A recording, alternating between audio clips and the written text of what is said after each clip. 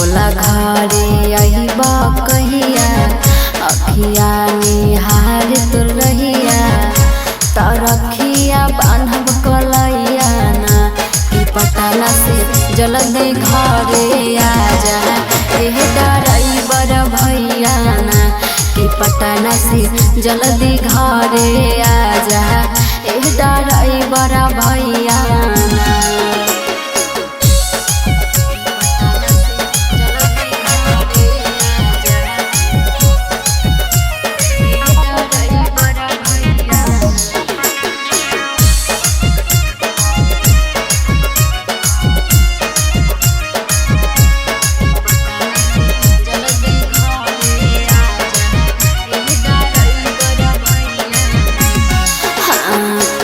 धन सुनाना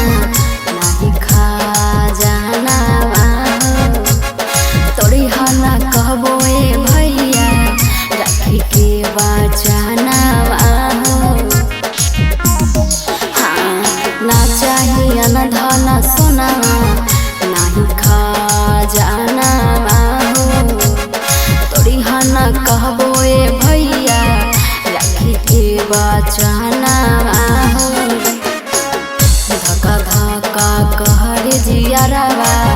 कब अइबा बोला घरवा तारा खीस जइब कलैया ना कि पटना से जल्दी घरे आजा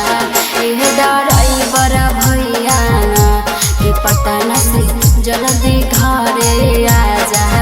एह ड्राइवर भैया ना।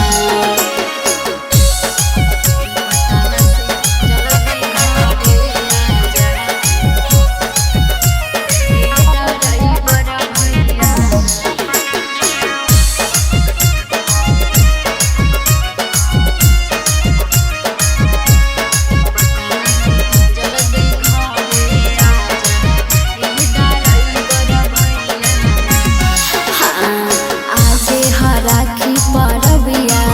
मन मोर कहाना जल्दी से आ जाना घरवा धड़के टरे ना आज राखी परबिया मन मोर कहाना जल्दी से आ जाना घरवा धड़के टरे ना बहिनी बतिया लइहा नहीं सोना के नथिया तारा खीस जइब कलैया ना कि पटना से जल्दी घरे आजा एह ड्राइवर भैया ना कि पटना से जल्दी घरे